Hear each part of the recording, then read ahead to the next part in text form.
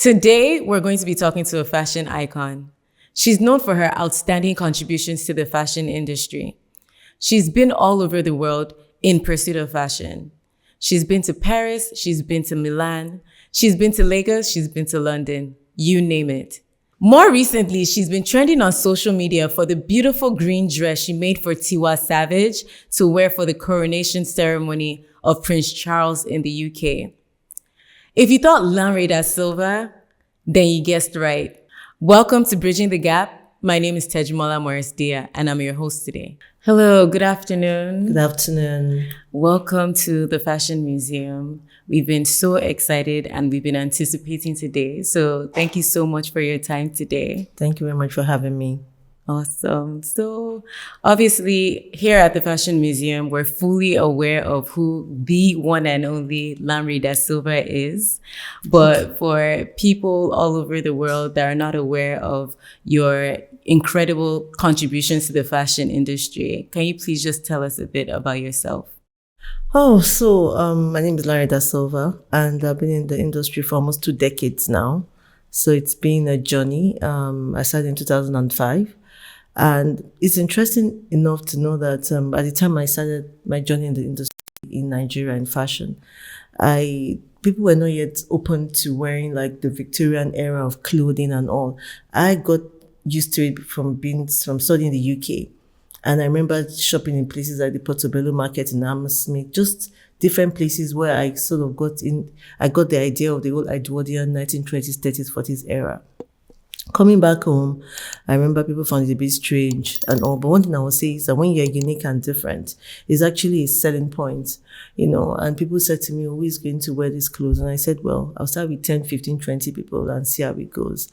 But it's interesting to know that in Nigeria today it's so different and people are much more open to something different and unique. And I feel like being totally unique was one of the strongest points that I had as a brand.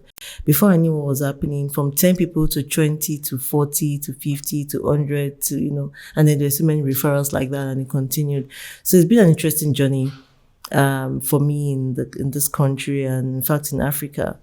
And I've gone on to do shows abroad, done shows in South Africa, New York, Paris, London, and obviously across Africa as well. And you find that it's been it's been such a beautiful journey, how we've been appreciated, where I've done some collaborations, for instance, with Vlisco, where we did some Ankara patterns in Netherlands. And working with the artisans over there as well, they find, our colors, even the LD brand itself, I stand for a lot of colors. I love very bold prints. I think that is actually the signature of my pieces, And now, when I look around me today, I see that people are so bold to the point where I don't think there's anything you cannot wear honestly anymore. Like, Teju, do you know what I'm saying? Absolutely. To think that I made an outfit for someone almost 2 decades ago and she was scared to go out in it. Wow. She actually paid for the outfit. And I got to the event, I saw her in something else. So I said, what happened? And she said to me she was scared that people might laugh at her. And today she's one of still my very good clients. Wow. And she's more comfortable in the pieces now and even wears much more daring stuff. So it just comes to show that the Nigerian woman has become more confident. Yes. Because dressing it has a lot to do about who you are. Yes. You show yourself. It's a lifestyle. It's something is within you. You have to be comfortable in how you look. So if you wear something and you're not comfortable in it, it's very difficult for you to be able to, because for me it's an expression of who you are. Absolutely. When I dress up, I wear different things. I love fashion. I can wear anything, But to think that today in Nigeria, in Africa, globally, we've been seen, we are heard. We can't be eating anymore. Yes. We've come to stay. The power is in our hands as women and men that are in the fashion industry. But, at the time I started, I had more women as role models. But over the years and looking at things going around the world, everyone is in the industry. And the fashion industry has really grown. There were no stylists at the time I started. You find fashion stylists today. You find fashion people in doing makeovers, makeup artists, hairstylists. So it's a whole production when you think of fashion, and it's also lucrative, very competitive, and people talk about what do I feel about the growth in the industry, and that for me, I can already see the growth. I see the growth for me in the last 2 decades as it's come to stay. Yes. It's a multi-billion-dollar industry, as we know, and there's so much that can be done. And obviously, we have different challenges that we face as a nation, but where is there no challenges? We work around it. Right. And that's the power of resilience, patience, hard work. I think, again, you find that people would say, oh, some people copy other people. I still feel that even if you're going to get inspiration from other works that you look at, be it on the internet, be it on television, be it when you travel around the world, be it even just having someone that is your mentor, that you love their stuff, whatever it is, you try to make it your own in the best way. It could even be with the fabric you use. Like I see traditional adire being worn globally today. Yeah. You find people actually make adire prints being made into T-shirts over the world. I think it was Ed Sheeran I saw wearing one in the video he made. And so many, it's so global now. And then even Nigerians as a people, we are also wearing adire more. Yes. Our Ankara, you're wearing an Ankara print today. When I started, people told me then that it was made for rappers. I'm telling you, 2 decades ago, nobody wanted to wear Ankara anywhere. Yes. Wow. I'm telling you what I know, what I was told. And I remember then I made it into dresses and all. And look at so many designers internationally have embraced adire in their collections over the years. So I think even as a people, our culture, our heritage is coming back and is a strong foothold. And I'm happy we're embracing it now. So the fashion industry, even though I know we have so many different, maybe hiccups here and there and money is not being made, because I think one of our biggest challenges, I was in Marrakesh last year, October, where I was invited by Auntie Mo Abudu. We spoke about, the creative industries, mostly across Africa. And one of the big challenges is that we need to collaborate more, do things, because we don't really manufacture much in Nigeria outside of our adires. And then the quality is what we are trying to work on. And in terms of production as well, is something we should look into more.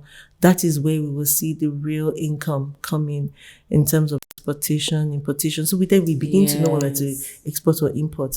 Because another problem we have again is the quality of dye in some cases.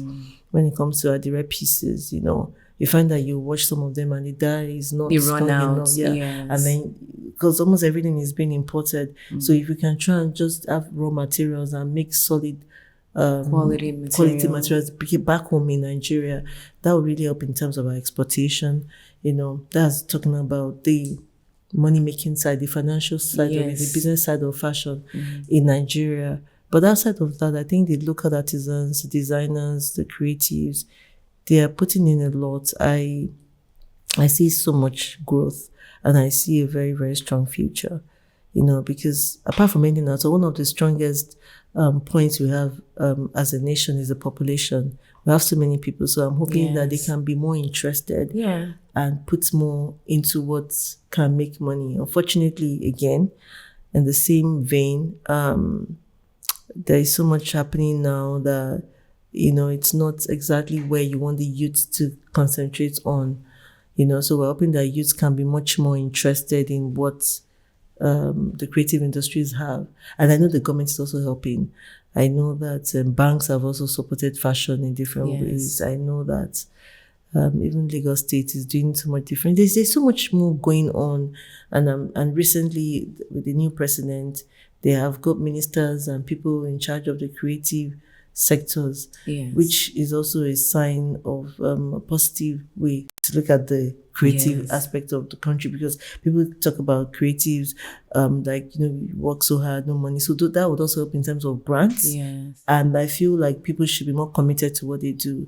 Like I said earlier on, and I mentioned about hard work, patience, resilience. And because one thing I always say to when I mentor younger designers is that 70% is who you are. your humility, your approach to work. Wow. 30% is the work that you're doing, the skill that you have, the creative part of it. Those two have to come together. But the bigger side of it is who you are and how you approach and you do it. Because sometimes when even you go meet someone, you want them to come back. So the way you approach and the way you deal, you know, it could make them either come back or not come back. Yes. And referrals are still very strong. However you want to look at it forever. I think it's one of the strongest modes of you getting any kind of clientele in any entrepreneurial business. You know, even if you go to a bank and you're not happy with the bank today, tell you won't go back tomorrow. Customer service is Customer critical. service is so important. So you know, and I keep telling the young ones that you have to be extremely patient, because when you're making clothes for people, it's very personal. And you're dealing with so many different people.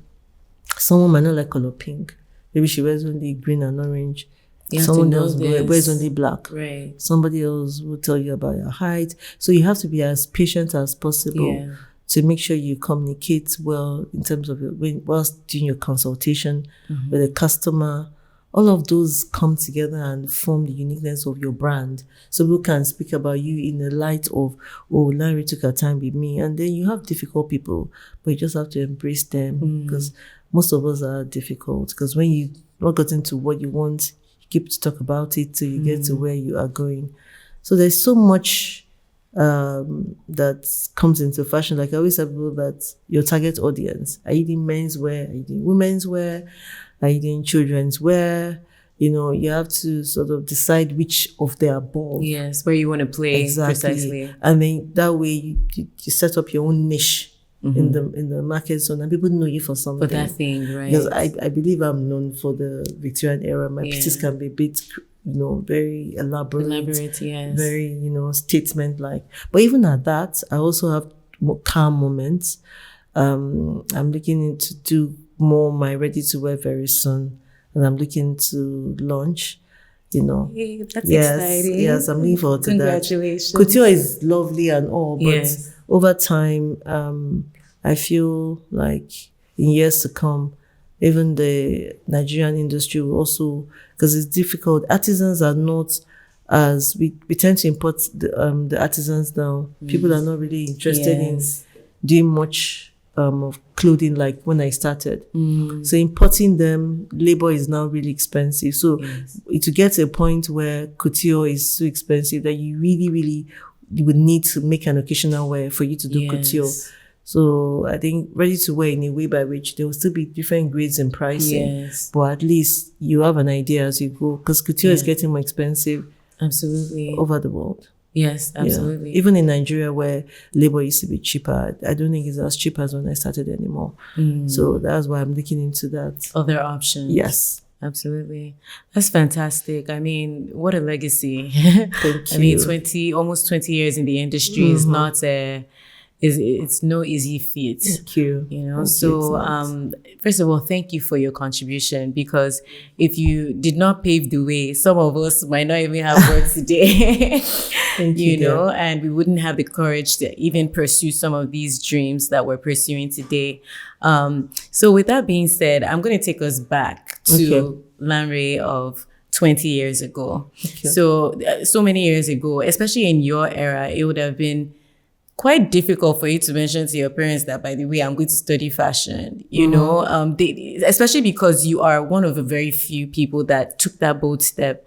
And in an era where there wasn't even an industry. I'm not sure that there was an actual fashion industry at that time. So it was like you're a pioneer of your time. So can you please just like walk us through how that happened and, you know, how you gained the courage to pursue fashion? Yeah, okay. So when I moved back to Lagos, that was in 2003.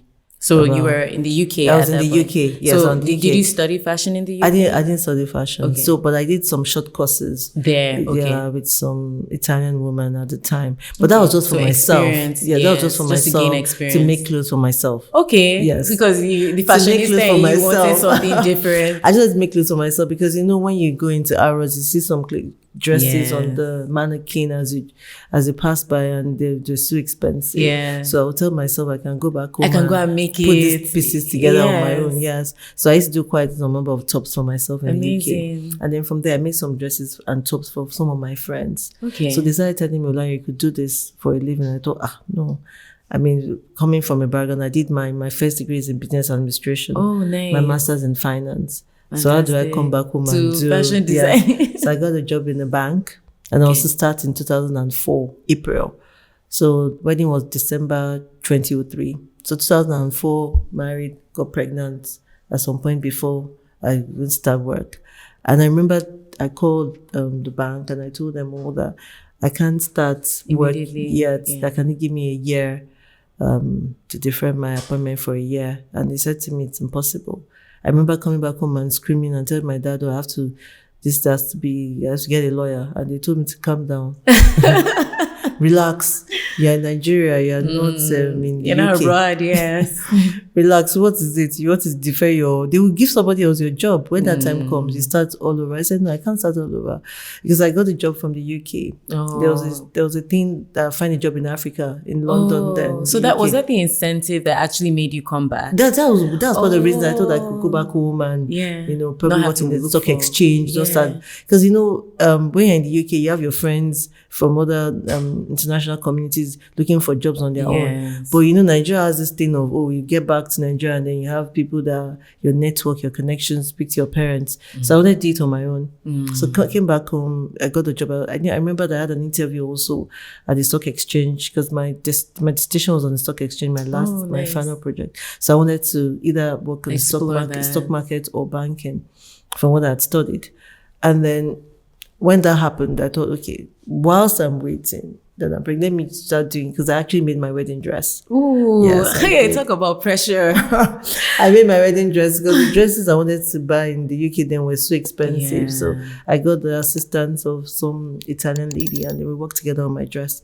So that even gave me more confidence when I moved back home that I could do this on my own. So I decided to start, and that was how I started in 2000 I registered properly everything in 2005, but I started in 2004. Wow. Yes.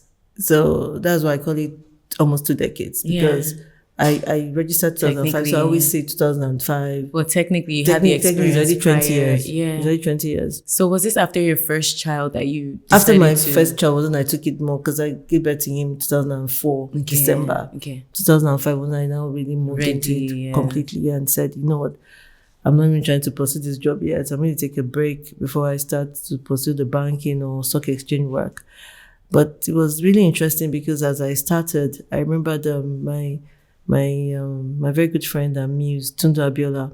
She was wearing a lot of my pieces at the time. So she was like your model. Yes, she was the model, muse, everything, and also a good friend.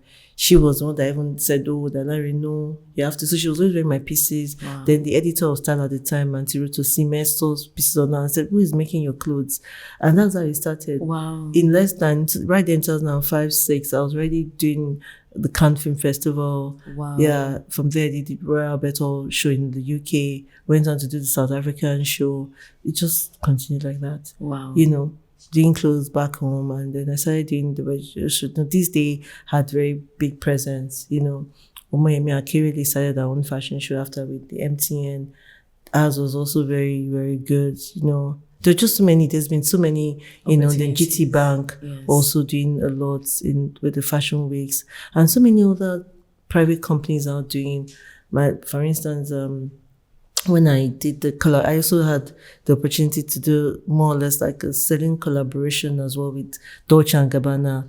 And that was, that was in 2012, I believe. Yeah, PT Imagine, in Del Spigato, Italy. Amazing. But when that was, so the representative from Dolce and Gabana was there. I showcased the pieces.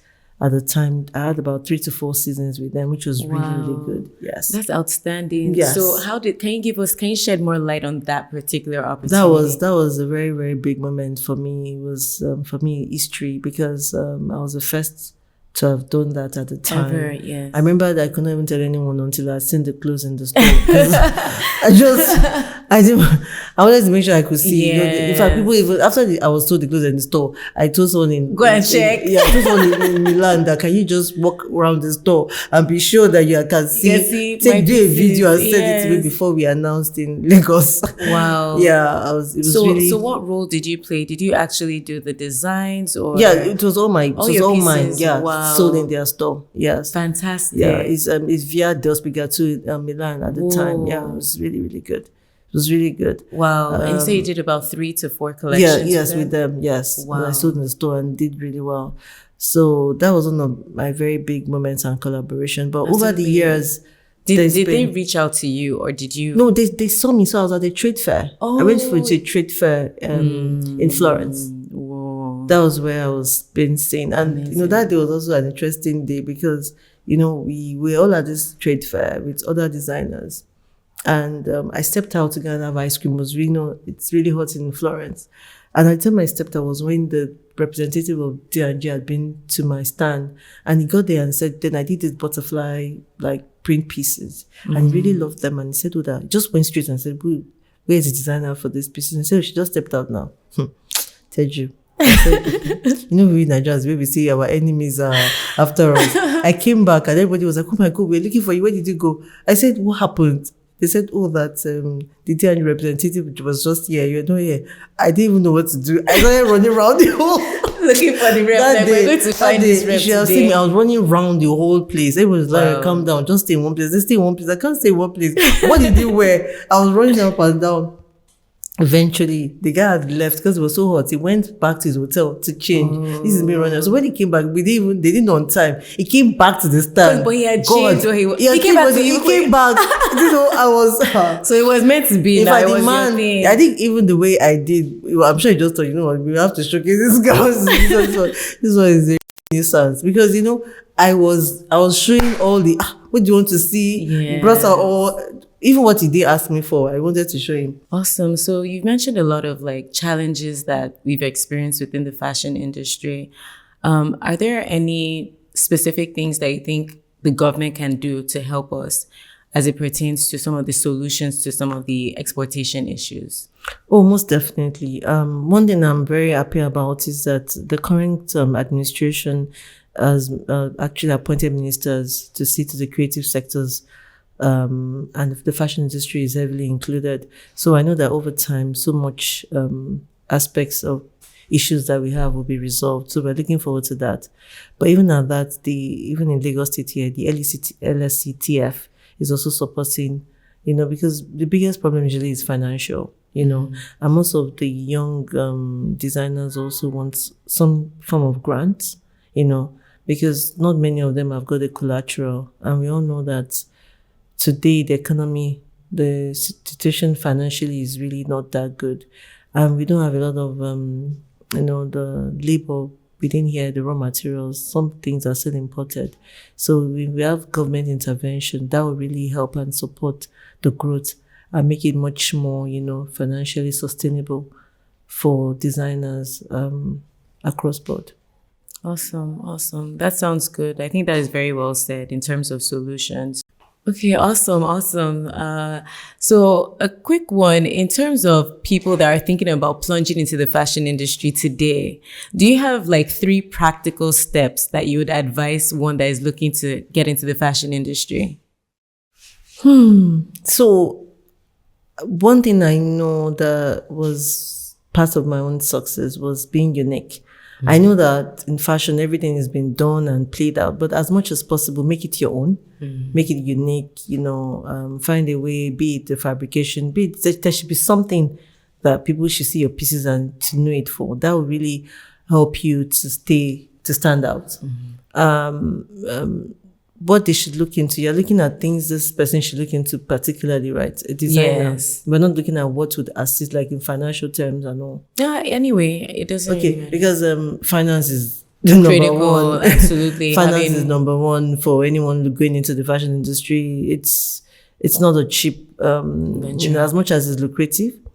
You need monies, you know, especially when you want to do quality, you know, garments. Hard work. You have to be you have to be hardworking. It takes a lot. It takes a lot of patience because you're dealing with people personally. You know, it now depends on if you're looking to couture or ready to wear. If it's ready to wear, ready to wear definitely is where the finance comes in, because your production, your factory, even if you are going to buy production time, the factories you take the samples to have to definitely know what they are doing because of sizing. You know, ready to wear it's as good as it is. You have to get it right. You know, because you are selling, and if you get it wrong when you send out the first set of pieces, no one's going to ever come back the second time. There's no second chance, I feel. So you have to make sure you get it very right. You know, when you have couture pieces, you meet with the person, is one-on-one. There's still there's a conversation going on. You come for your fitting. It's different from when you put it out there and you're selling. Even with anything, I remember there was a time when the Samsung phone, there was this phone Samsung had done. This Samsung, they said on the plane, on the flight, it burst out or something. And I remember they called back all the phones, or maybe Tesla called back all the cars. What I'm saying is that when you do something where you're sending it out to the rest of the world, you have to get it very right. If not, you would have issues, because people would just say, well, the sizing of that jacket is usually too small. They run so small, I can't wear them. And so when you get it right, it take a while for people to know you've got it around this second time round. So the point I'm making is just, if it's ready to wear, getting the fabrication very right, the sizing, putting a lot of effort into product quality, and the sizing is very key. And then you should know what is good for your weather, you know, in terms of what is going to move and do very well. Your audience, are you making it in Ankara, in Adire, in laces and chantilly and silk, in organzas and jacquard? However we want to do it, you must make sure you target the right audience. If you're doing jeans and t-shirts, no problem. You know, I think the fashion industry, as lucrative and as interesting and very glamorous as it is, it's a lot of hard work. Even when we do the fashion shows, you will not believe the kind of efforts that go into it. So the person must be prepared to really do a lot. So if you're looking at couture, again, patience, hard work. Like I said earlier, when I spoke about 70-30%, your personality, your ability to, your approach, your customer service, so much of that goes into the final outfit, you know, and then 30% is your skill and creativity, of course, you know, that makes the person even come to you in the first place. So it's a combination. I know you said three things, but there's a lot that intertwines into each other. Absolutely. You know, but eventually you definitely need money, financially stable, you know. So capital to start the business. The fabrication is key, and you must let me know how I should clean. Am I dry cleaning? Am I washing? All of those things comes into play. Depending on the fabric you're using. And again, very importantly, how you communicate your personality and all that, then your skill intertwined to it. And so many other factors. So many other factors. Absolutely. For you to, today, fashion industry is, it's, I think for us, because we were learning the ropes when we started and testing the waters. So that's what has made us the country names that we are today. Like, you know, we started it when people thought we were crazy. My dad is late, but I remember he was not happy with me. But before he passed, he saw that what I was doing, you know, there was something quite significant, and we were being, you know, I think the way Nigerians, I really thank all those who have ever made anything with me. Thank you to you all.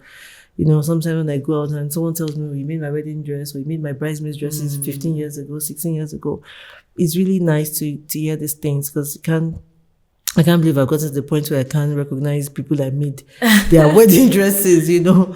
And I remember there was something I was telling one of my staff, it was actually Bookie. I was saying to her that when I started, it was one book, and all the measurements could take, you know, I just did them to patterns A, B, C, D to Z. Then today now we have for each alphabet one book, and then we also have it computerized. But you know, to think that I used to take the measurements myself and do everything, then it was more intimate. I knew all my clients.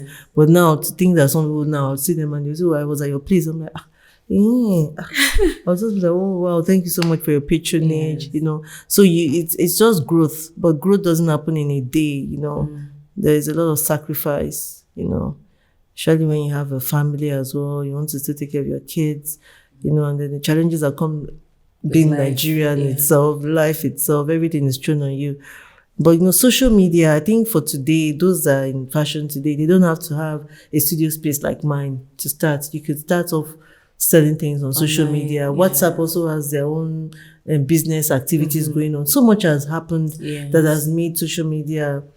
I think anyone starting today, when you think of the cost implication, just do it and be strong at it. Because when you look at the influencers, some of the influencers I see today, yesterday they were nowhere. And today they are big. So it's focus and believing that you will get there. So you're doing something. Even when I'm sure you see all these things happen now. Some people just sit down for content and the person is making money just by sitting.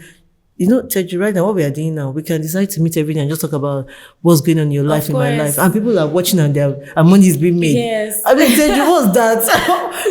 Social media. I was saying to my mother, and even my mother is on YouTube now. She's also giving. What? Yes. She's also on YouTube watching one thing or the other. Wow. And then the other day she was saying to me that, like, what's good? I said, Mom, it's AI. If you're talking too much about something, you're watching it, more of it will come, more of it comes to your phone. Yeah. So the point I'm making is that in those times, kudos to Bella Ninja at the time, which she did a fantastic. In fact, when she started, she didn't want people to know who she was. I remember very well. Yeah. Like, that was when she started with people like myself. And we're all like, who is this Bella Ninja that is talking about my brand? And, she was putting so much things on. It was True Love magazine at the time. I know media plays a very vital role in fashion. At the time, there was no social media. Yeah. There were no iPhones. Yes. In 2003 was when Obasanjo brought phones. So I came to Nigeria at the time when we just got phones. Very beginning, yeah. It was Motorola, it was, and I don't know, what was Airtel called then? I started with Airtel, no. Can't remember what it was called then. But the point I'm making is that iPhones were not even yet born. Yes. So to think that Instagram is born from having an iPhone is just another story entirely. So we're right now in a completely different generation. I know they talk about Gen X, Gen Z, Gen everything, but I just know that today you can, with very limited money, and if you are serious and you are committed and you are focused and you want to make something out of something, you can do it. Definitely. Because you be focused, you find an influencer to wear your stuff, you give them the free clothes, let them make some noise about it.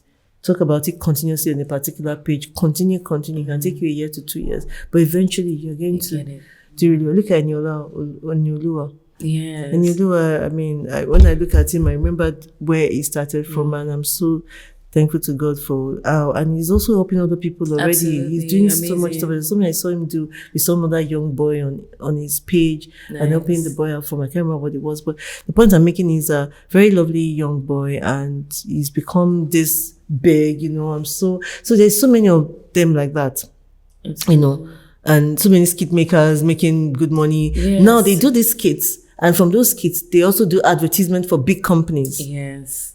They're making money. They're making a lot of money. Absolutely. So what are we talking about? This is the thing that there were no phones in Nigeria before. So anyone that wants to really do something can make money today. Absolutely. So it's even way easier now. So easy. It's just like literally a video. I mean, I know that there's some bad aspects of social media. Let's not concentrate on that. Yeah. I just know that things will pick up. We hope for regulations of some sort. So some people don't put out bad media out there. People should try and be, but what can we do? There will always be the good and the bad. There's no perfection anywhere.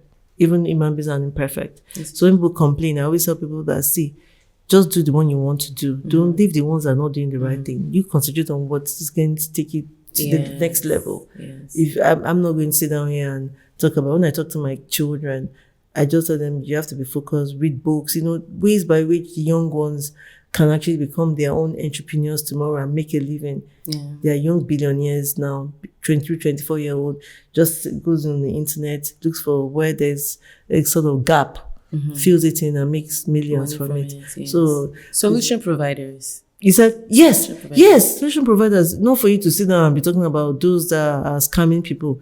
Leave the scammers. The more we put good knowledge into use, the scammers will have nowhere to stay on the internet. On the social media space.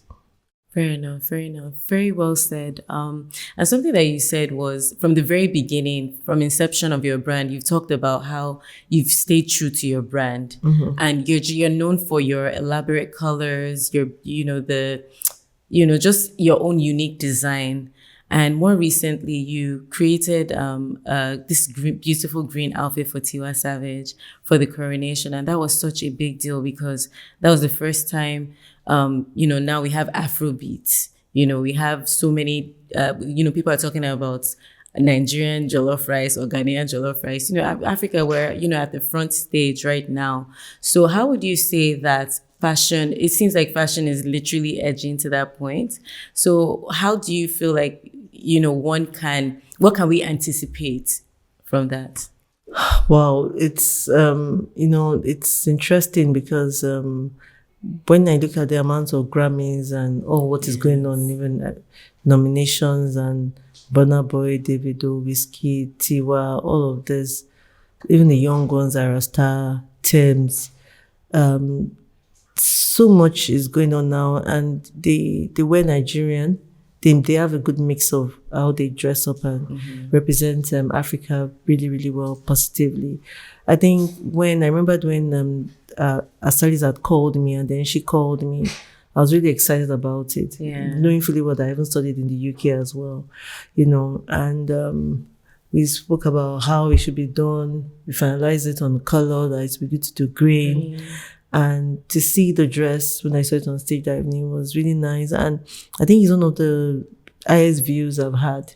Wow. In terms of, recently there's been an algorithm on Instagram. Yes. Before COVID, everyone got very high number of likes. Yes. I think there was also a strategy for whatever they were doing on Instagram. So now, it's not even about that. It's so even unpredictable when now. you get 100 likes, you'd be surprised that someone in Australia saw the outfit. So there's a way it's been done now that is different from before. So you can't really predict with number of likes anymore. But one thing I just know is that the viewership on that dress. I don't think there was anyone. People saw me and were congratulating me outside. Yes. It was just crazy. I spoke to Tiwa and I said, Tiwa, in fact, I didn't know that when we were doing this dress, it was going to get this level of, because there were so many other people that night. But Nigeria with our population and everything, we took over Instagram. Yeah. That was all I saw, green. Everywhere. All I saw was Tiwa. It trended for some days and it was heavy trending. It feels really good when you see your work come to life. It's like when you watch a fashion show, and at every show that I do, I must tell you that I always have butterflies in my stomach. I know someone said I love to dance when I come out. It's also a way of stress relief. It's like, thank God. Relief. I'm happy. Let me just done. dance down this runway, So that's the way I felt when I looked at the outfit. I was shouting. My staff were also happy to see the videos and all the accolades that came from it, And Tiwa performed so very well. She performed brilliantly.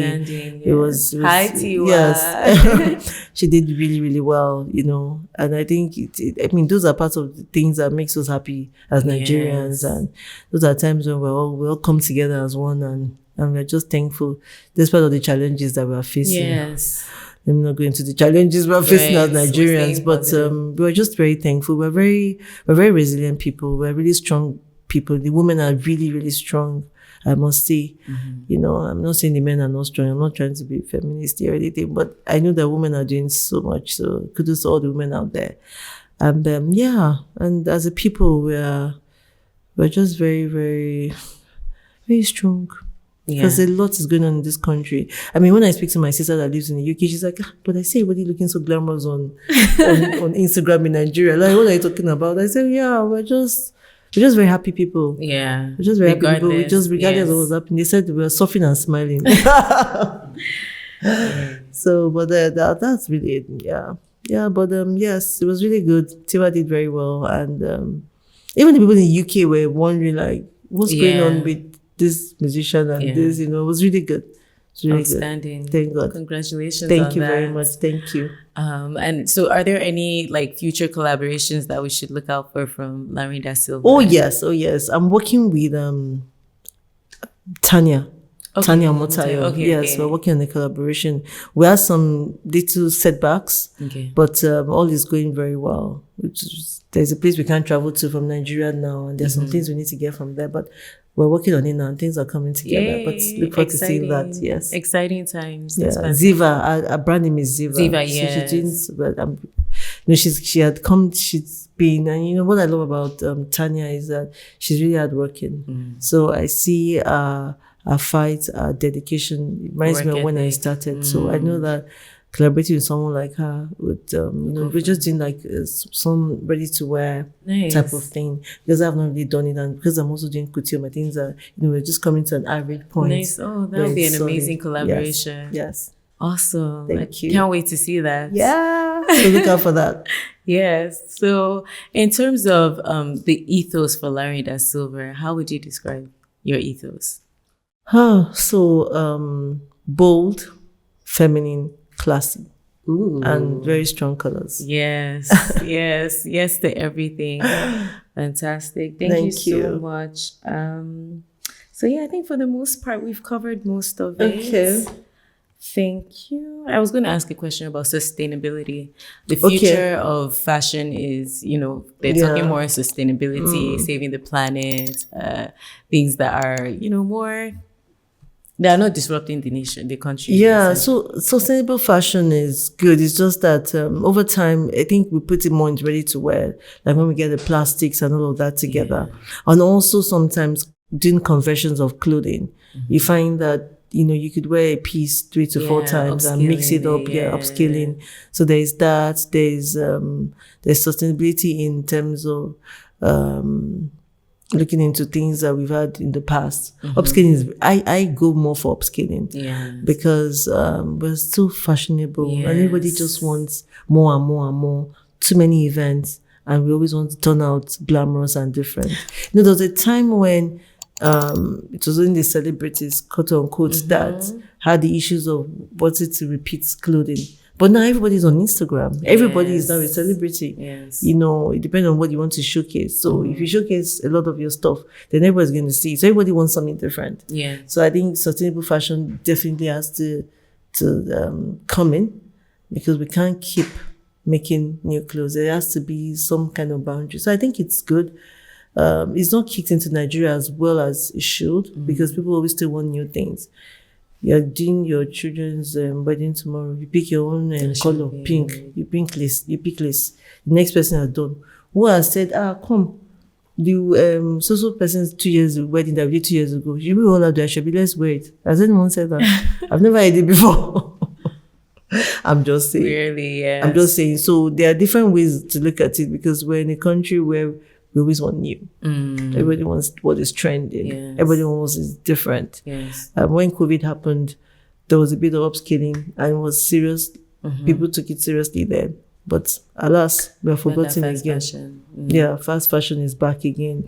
So I think over time, with the years coming in and people come to the reality of life, I think sustainable fashion will come to stay. But it's going to be gradual. It's a process. It's a process. It's a complete process. We need to get there before it can happen. I think it will take time. I think maybe our children's children, I don't know. Because the ones that are there today are now back into it. They are wanting the more and new and new. Yes. They're on TikToks and all the snaps and everything. We were talking Instagram, they are talking TikTok and Snap. God knows what's coming again. So I don't see them in sustainable yet. Fair enough. Yes. Fair enough. So, you've been in the industry for 20 years. That's a really big deal.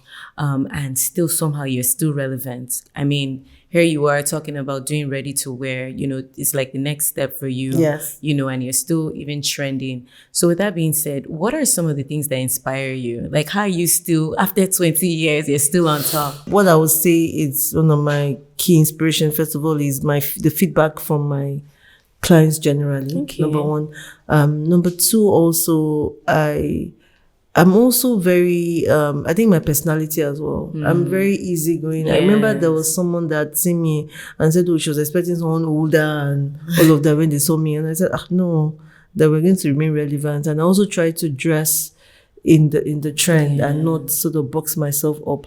I follow what is going on, especially when I have a daughter My daughter is 16 plus. Oh, nice. And she loves fashion. Is she in your closet? Okay, Yeah, she's always wearing, she has an idea of what she wants to wear. So when you see younger ones also wearing the pieces, also sort of freshens up what you are doing, and the inspiration is still there. Yes. So I think that's part of the relevance. Also, I'm very into the trends of what's going on, looking at what is happening around me, and young designers as well, seeing what they are doing.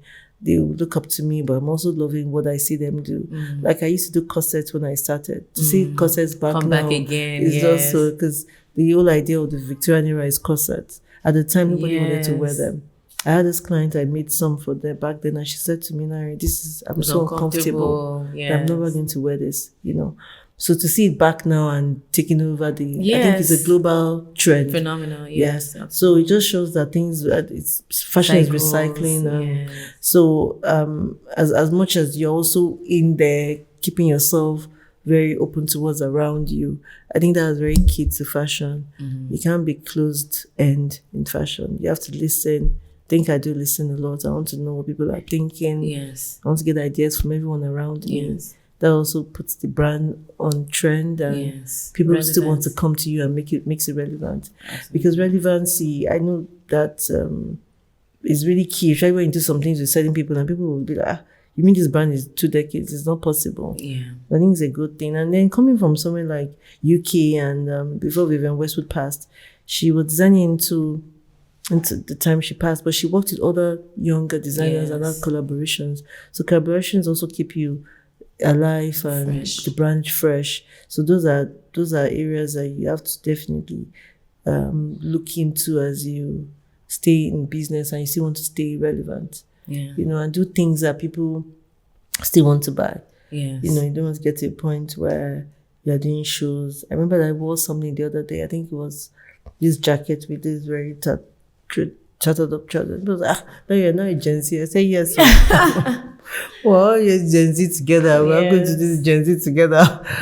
So it's the way you dress as well that makes people comfortable. So also, my core clients have been with me for forever are still there. And some of them want something. Have you seen the 60-year-olds today, how they look? Have you seen the 50-year-olds, the 40-year-olds, the 30-year-olds, the 20-something-year-olds? Sometimes it's difficult for you to tell the difference. Yes. I'm not joking. Slaying, yes. The slay power in this country. so relevance will kick in when you see 60-something-year-olds still looking like they're in their 40s. Yes. So I think the Nigerian women also give you, they leave you no option but to stay in trend. Yes. Because everybody's looking so awesome. Yes, absolutely. So awesome. Absolutely. Well, thank you so much for today. We have learned so much. This has been such an enlightening conversation. Thank you so much. We've learned so much about the brand Lanre Da Silva. We've learned so much about your personality and how that played a key role in still making you relevant today. We've learned about how you've positioned yourself even from a social media perspective, and just so many different insightful things. It's been such a pleasure talking to you today. Thank you so much. And we look forward to working with you in the future at the I definitely look forward to it as well. Thank you so much. Thank you for having me. Thank you. It's been really awesome. Thank you.